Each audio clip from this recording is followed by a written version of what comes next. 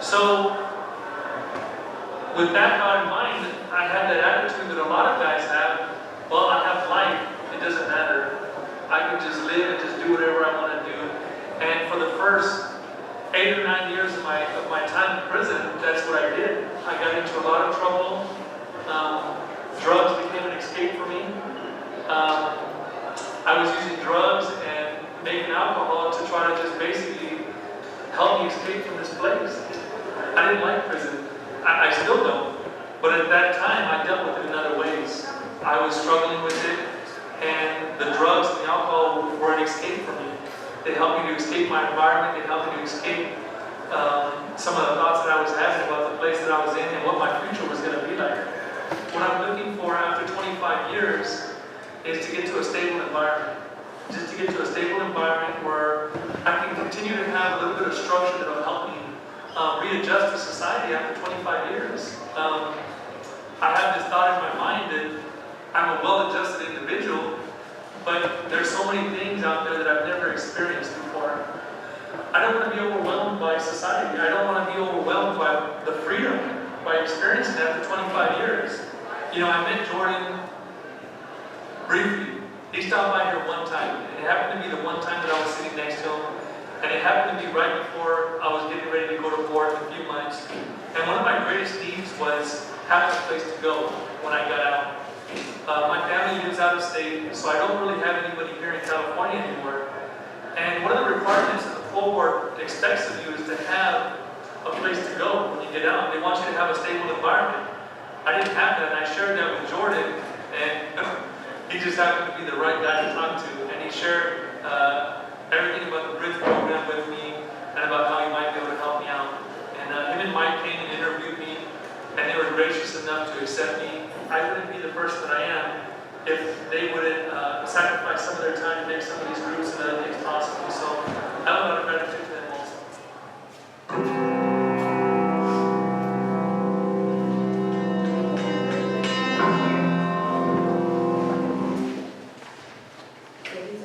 All right, guys, let's welcome Rick to our class.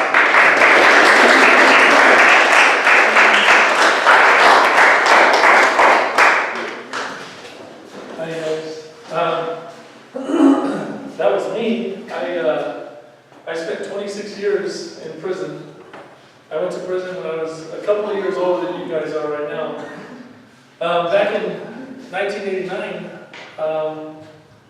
if you were 16 years or older, they could try you as an adult and give you a life sentence. I was 17, and then they ended up sentencing me to 27 years to life. Now the age is 14. It's different. They changed the law. So as soon as you hit the age of 14, they can sentence you as an adult and give you the same life sentence. I have a friend who was 15 years old. He's from Salinas. He's in prison right now. He was at Gloucester Park, and he was with a couple of his buddies, and one of his buddies had a gun that he didn't know about. Some guys drove by that his buddy didn't like, and his friend pulled out a gun and started shooting at him. He didn't hit them, but somebody across the street called the police. They came and arrested them. And he ended up getting 42 years to life. He didn't have a gun. He didn't shoot the gun. He didn't know the guys that drove by in the car. He didn't even know that his friend had a gun. And he wasn't a gang member. But it was somebody that he knew, that he grew up with, and he's at the park with them kicking it, and the guy pulls out a gun and shoots at somebody, and that's how easy it is. He ended up getting 42 years to life. He's been in prison for about 10 years now. He's got 32 more years to go. He was only 15 years old. So when they charge you, when you're with somebody, they don't charge you differently. They charge you the same way. So the same as the person who did the shooting, you get charged the same way. They don't look at it like, well, you didn't have a gun and you didn't mean to shoot anybody, so we're going to give you less time or we're going to let you go home. They don't do it like that. So you really do have to be careful about where you're at, who you're with, and what you're doing, because it's as easy as that. You know, that afternoon, all he thought was he was going to go to the park and kick it with some of his buddies, and he had no idea that by the end of the day, he was going to be facing 42 years to life.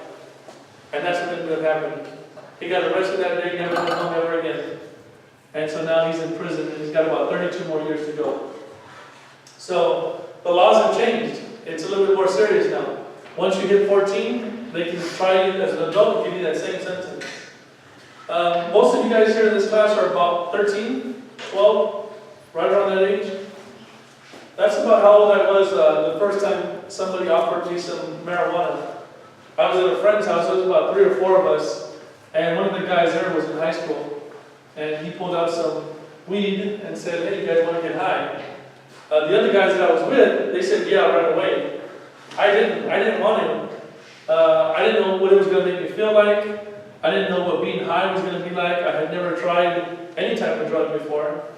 And, my only thought at that time was my mom finding out, and then, getting in trouble from her when she came home. But I didn't want to be the only one in the room to say no. So instead, I said yes. I didn't want it, so the whole time I'm smoking this weed, I didn't want to get high, I didn't like the way it made me feel, and like I said, the whole time I'm thinking about not getting in trouble.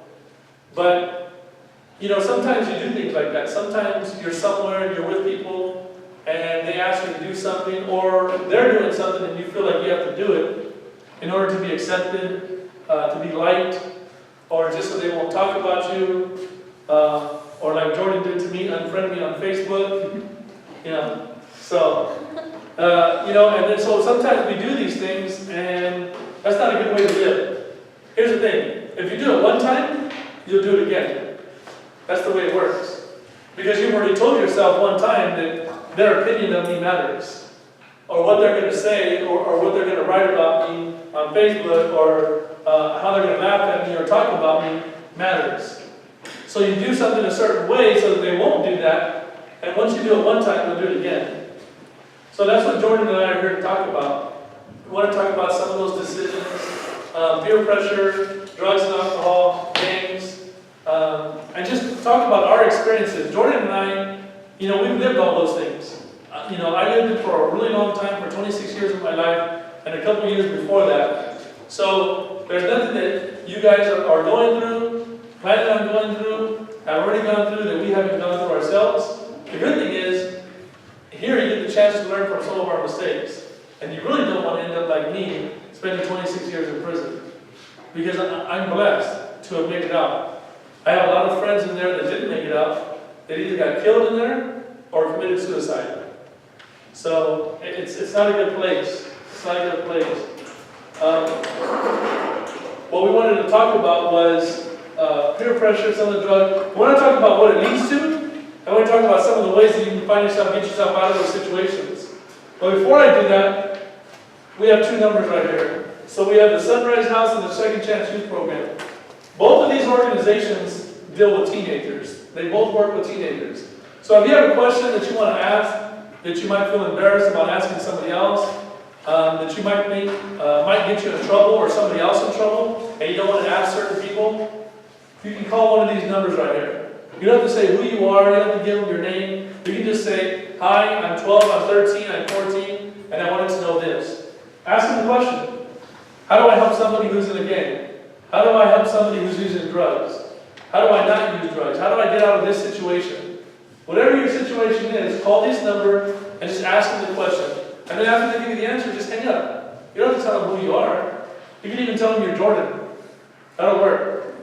One more thing. So the paper that you guys have in front of you, your teacher's going to pick them up right now in a few minutes. If you guys wanted to write a question or a comment, or you want to talk about Jordan's bald head, you can do that. You're getting there, bro. Make sure those ones come to me, because I want to be able to laugh at them. But yeah, if you guys have something to say, go ahead and write it down, and we'll try to answer your questions in a few minutes. But for right now, we wanted to start with these things.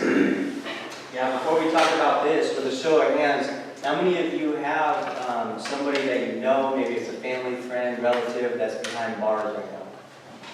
Or that was behind bars? Or is going to be.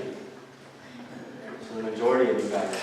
So those individuals that you're thinking about right now, they're not necessarily bad people, they just made bad decisions. They probably responded with these 3 things, your peer pressure, drugs and alcohol, and gangs. And they probably, were pressured into this probably at an early age. Now, they probably responded negatively to it, and they didn't have ways to resist those things. So looking at peer pressure, if somebody says peer pressure, what does that mean? Does anybody know the definition of peer pressure? Pressure to do something? Pressure to do something, exactly. Force to do something? Forced to do something? Yeah. So peer pressure, so your peers are the people that are sitting next to you in class right now. Your peers are the same kids that are on the same team as you, if you're on a sports team. Your peers are the same people that are in school with you or that live around you. And when you feel pressure from them to do something, that's peer pressure right there, exactly like you said. Peer pressure is not always going to come in the form of words. They're not always going to say, hey, so-and-so, I want you to do this. Sometimes peer pressure is going to come in the form of you seeing how other people are doing things, and that you feel the need to do the same thing. Otherwise, you'll feel different, laughed at, or talked about, because you're not doing the same thing they are doing. So, dressing, or whatever the case may be. So peer pressure is not always going to come in the form of a verbal form of pressure. Sometimes you're just going to feel that you have to do something because you see other people doing it. That's another form of peer pressure. So with peer pressure, people can peer pressure you into drugs, alcohol, or gangs. So what do drugs and alcohol, what do they lead to? Yeah. Addiction? Addiction, bad actions. What else does it lead to? What's that? Car crashes.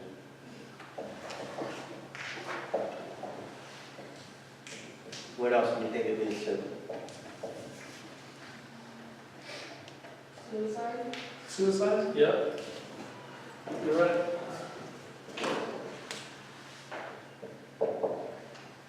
Anything else?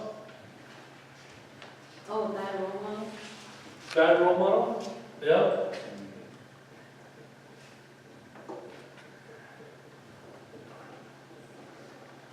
So are there any good things that drugs and alcohol lead to? No? So at least you got that part. You know, all these things right here, none of you listed anything good. So you know from the start that, you know, drugs and alcohol aren't going to lead you to anywhere good. Here's the other thing about drugs and alcohol. When you're using, most drugs and alcohol, they're all the same. You can call it getting high, you can call it getting buzzed, you can call it feeling good, whatever word you want to use when you're using drugs and alcohol, it's all the same thing. Once you start taking it, it's going to cause you to start losing your ability to think and your ability to make decisions for yourself. That's all the drugs and alcohol do. So, like I said, regardless of which one you're doing, the moment you start taking it, you're going to start losing your ability to think. You're going to start losing your ability to think a little bit or a lot. And once that happens, you put yourself in a dangerous situation. Because somebody can do something to you, or you can hurt somebody else because you're under the influence. So I'm going to come around twice to collect the little cards. So if you're not ready the first time, don't freak out. It's no big deal. I'll come around in about 5 more minutes. But those of you that are ready now, I'm just going to collect the card. So Yeah, so you can complete your card. So I remember, in regards to the drugs and the way they make you think, I remember when I was in 8th grade, there was about 5 or 6 of us that were having a little ditch party. So we were all ditching school at one of my friend's house. Their parents were going to be gone all day, and so we all wanted to go over there and ditch school together. I ended up showing up late, but when I got there, one of my friends, she was all drunk and couldn't really talk and couldn't really stand.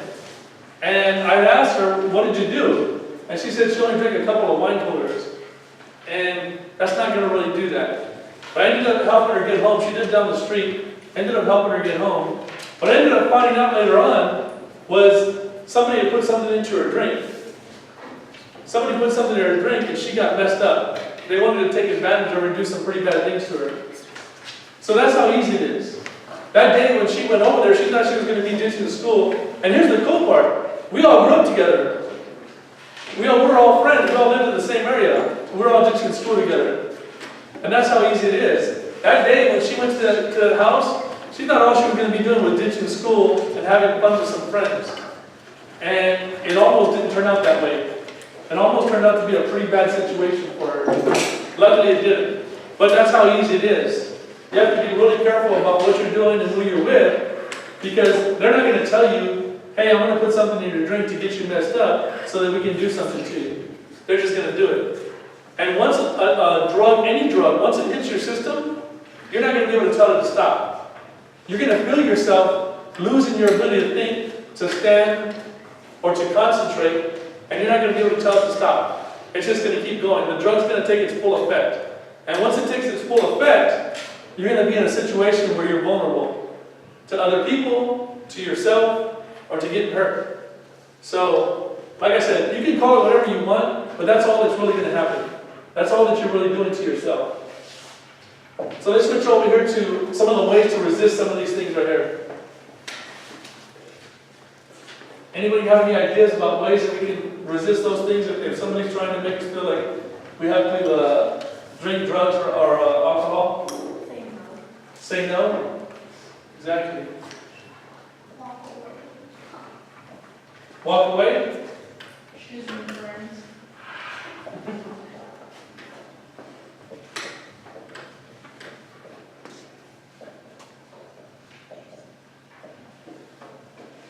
Choose good friends. Exactly. You really do have to be careful about who you're hanging around with. You know, like I was telling you about my friend who got 42 years to life, those guys that he was with at the park, those were his friends that he grew up with. And that's usually the way it is sometimes. You know, you grow up in a certain area, and these are kids that this is somebody that you've known all your life, and you grow up with them. He might be a gang member, you're not. And when you go somewhere with them, that's all you're thinking. You're just thinking, I'm just kicking it with one of my friends, that's it. Unfortunately, that's not the way it always ends up. If something happens, if they do something, if somebody tries to do something to them, and then here's the thing, if I'm a rival gang member, and I pass by, and I see you with Jordan, I might know that Jordan is one of my enemies, and I know that he's a gangbanger, and you might not be. But I'm going to do something to you also, because I don't know if you are or not. All I know is that you might back him up. So I'm going to do something to him, and I'm going to do something to you. That's the other unfortunate part about kicking it with somebody who's a gang member, even when you're not. Is that sometimes you put yourself in a vulnerable situation where something can happen to you, even though you're not a gang member. And it goes for guys and girls. That's the same way it's going to be. So you really do have to be careful about choosing your friends, and saying no and just walking away from the situation is the best thing to do. The other thing you can do is make an excuse. Everybody has a cell phone today. You can make up any excuse. When you find yourself in a situation where somebody's making you feel like you don't want to do something, just say, I have to go. Say, my mom's just sent me a text, she's waiting for me, my older sister, my older brother, anything. Make up any excuse about what you have to do just to get yourself out of the situation. But, you know, that's something I wish I would have did. When I got confronted with that situation for the first time when I was 13, I didn't know what to say. So rather than look bad, I just said yes. I wish now that I would have been able to say something different. Unfortunately, you know, that was part of the beginning of me just getting on the wrong path altogether. So what we can do right now is kind of just brainstorm of some excuses. What kind of excuses does it come to mind when somebody offers you drugs or alcohol? What kind of excuse can you say?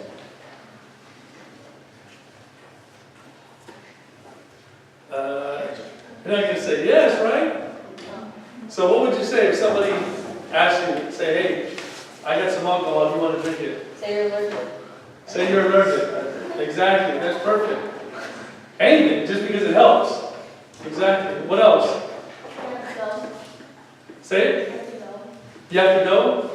Yeah. They're not going to know if you have to go or not.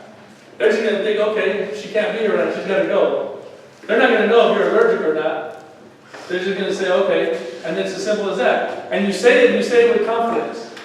That's all you do. You just say, oh, I have to go right now. You know, or you say, I'm allergic to it. I've already tried it. I'm allergic to it. You know, that's all you have to do. Whenever I drink or whenever I do drugs, it makes me go to prison. Okay, so how about the gangs? What do gangs lead to? Tattoos. The tattoos, exactly. Drugs, getting killed. Guns. Yeah. Did I? Yeah, you have to be watching your back, exactly.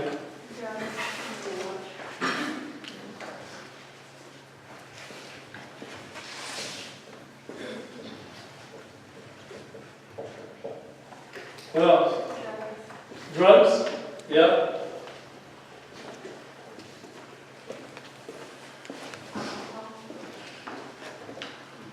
Oh, new clothing.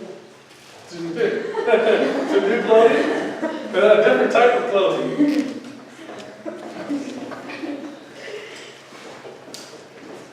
What about a good career? Does it lead to a good career? No? Oh, no jobs. Not a nice job, no 401k package? No good jobs. So it's the same thing. So it's the same thing as the drugs and alcohol. It doesn't lead to anything good. But here's the thing. When you start hanging around with somebody who isn't a gang, they're not going to tell you that. If you're hanging around with me and I'm trying to get you into the gang, I'm going to make you feel like it's good. Like we're homies, like we're kicking it, like everything's all good. I'm going to make you feel important. You're going to feel good about having a nice reputation. You know, he's down or he's tough. And you're going to like those things. Here's the thing. I'm not going to tell you some of the other things. I'm not going to tell you that once you're in the gang, if I tell you to do something, you're going to do it. And if you don't do it, I'm going to have somebody do something to you. I'm not going to tell you that part because I want you in. I want the numbers to get bigger. But I'm not going to tell you that part. Because then you're going to think about it and you're going to be like, wait a minute, I don't want to do that. So I'm not going to tell you that. But once you're in, that's just the way it's going to be. Once you're in, if I tell you to do something and you don't want to do it, I'm going to have somebody else do something to you. And you know why that person's going to go and do it to you? Because they're going to know the same thing, that if they don't do it, something's going to happen to them.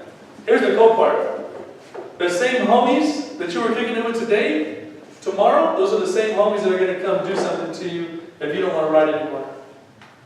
And it doesn't matter if what I'm asking you to do is going to get you into trouble, do something against somebody that might be a family member of yours, get you sent to jail or possibly get sent to jail, or go hurt somebody that you don't want to hurt. Because once you're in, those are the things that I'm going to have you do. So it's not going to be a matter of you making a decision like, I don't want to do that, but I will do that. No, you're not going to get the easy stuff. You're going to do everything that everybody else is doing, and the moment, the day that you don't want to do it, that's when somebody's going to come do something to you. I had a friend from right here in Salinas about 3 months ago, 4 months ago. Just got out, did about 13 years. Some guys walked up to him and shot him in front of his son over here on his front lawn. He was out in his front yard playing with his son. Just got out, has only been out about 4 months. Some guys walked up to him and shot him in the head.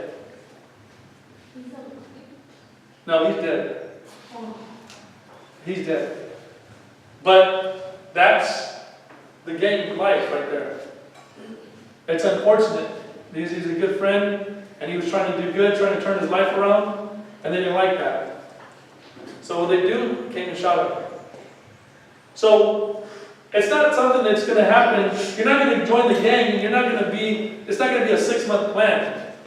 You're going to be like, I'm cool, I did 6 months, I don't want to do this anymore.